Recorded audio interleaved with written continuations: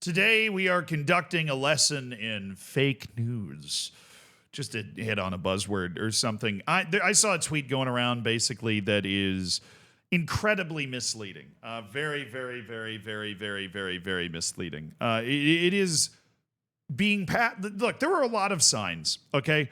There are a lot of signs that football, or I'll call it soccer because I'm talking about it in the United States, and that's what I say. Soccer in the United States has grown a lot, right? Obviously, our national team has gotten a lot better. It's front-loaded with players that were born and developed in the United States, at least up to a certain age before, like Pulisic was able to get a Croatian passport through his grandpa or whatever and move to Germany. That stuff's great, obviously.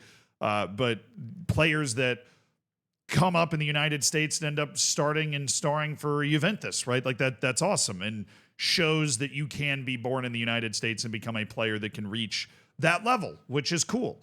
Lionel Messi plays in the United States. And I realize Pele did in the 70s and it didn't really matter much, or Beckenbauer or whoever else, but it is a sign that the game is growing, how much more important MLS has become, how much more people are watching the Premier League, the Bundesliga, so on and so forth. One of those signs of the incredible growth of the game in the United States, even over my lifetime, is not the attendance numbers from MLS, okay?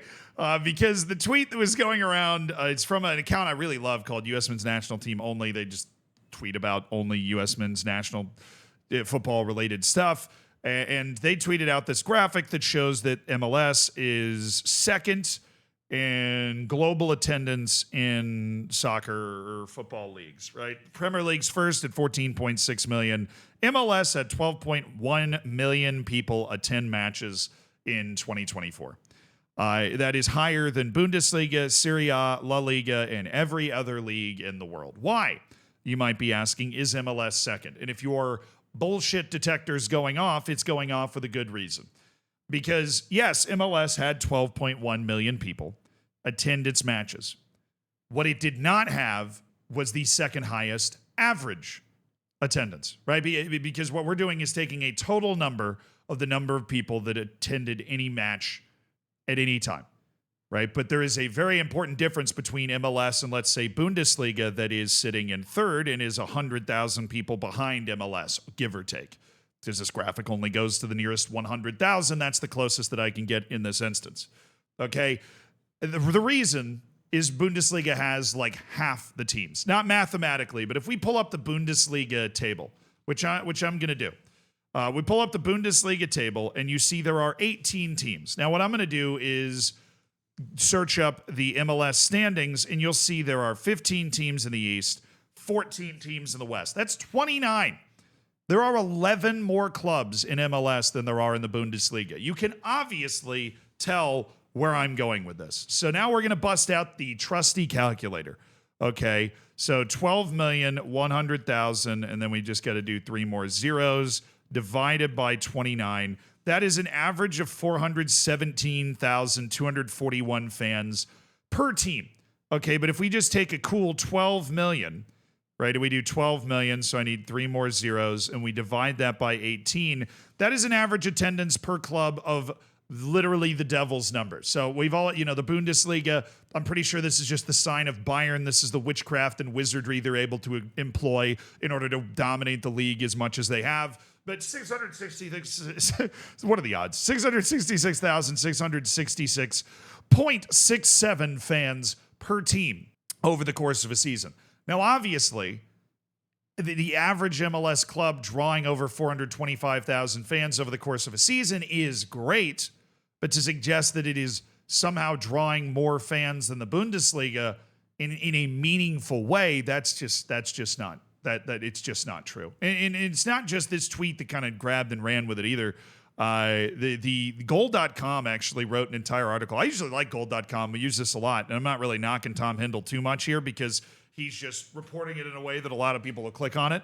But yeah, this is a whole article talking about the fact that this is not like it discusses this, but doesn't discuss the difference in terms of the number of matches played and the number of teams played, because that is an important additional part of this, right? You have, not only are there 11 more teams, so you're just thinking about 11 more stadiums, there are more matches.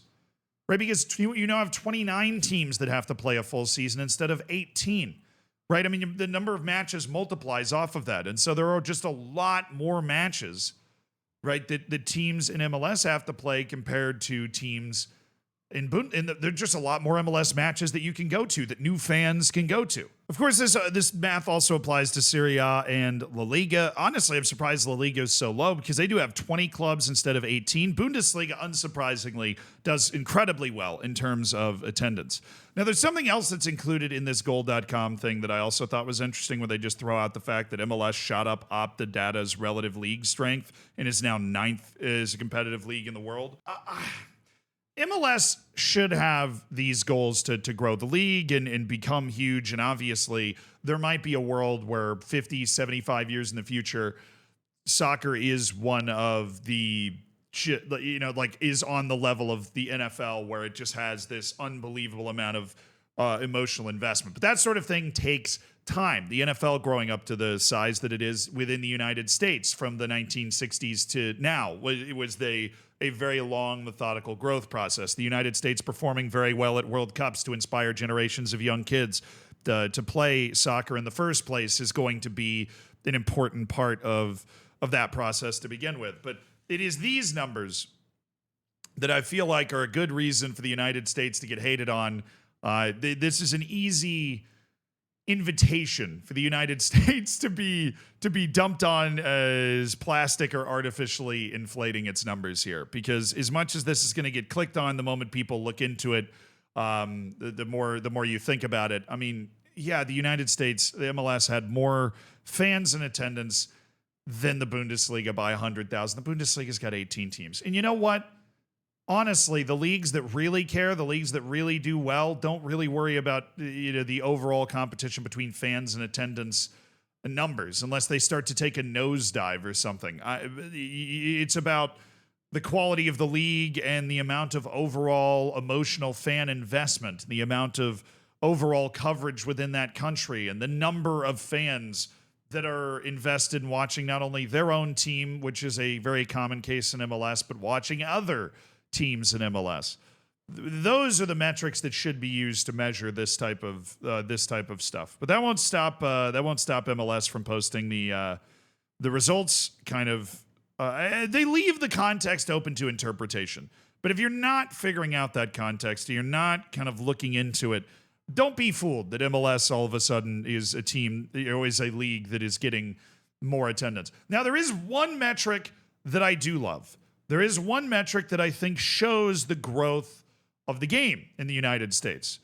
2 matches had over 70,000 fans in attendance. That is something that did not happen, really, in the United States, with the exception of the New York Cosmos in the 70s playing in the Meadowlands.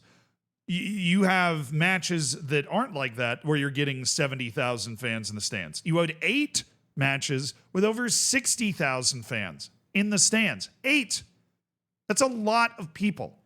Okay, that is far better sign than the kind of average. Or how about 31 different matches that had over 40,000 fans in attendance? All of those numbers, I think, are the sort of measurement that you want to point at to say, hey, there are 31 matches that were played in MLS this season in front of a crowd that any Premier League club, any La Liga club, any Bundesliga club would consider very respectable in size. And that is awesome.